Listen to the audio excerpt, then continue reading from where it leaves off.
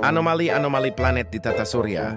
Pertama ada anomali planet Merkurius, anomali planet pertama yang terdekat dengan matahari. Kedua ada anomali planet Venus. Anomali planet ini terdekat kedua dengan matahari setelah anomali Merkurius. Ketiga ada anomali planet bumi. Anomali planet ini bisa ditinggali makhluk hidup lainnya.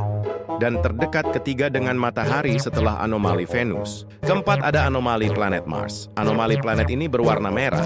Konon katanya punya dua pengikut. Kelima ada anomali planet Jupiter. Anomali planet ini konon katanya sering makan banyak, makanya jadi besar.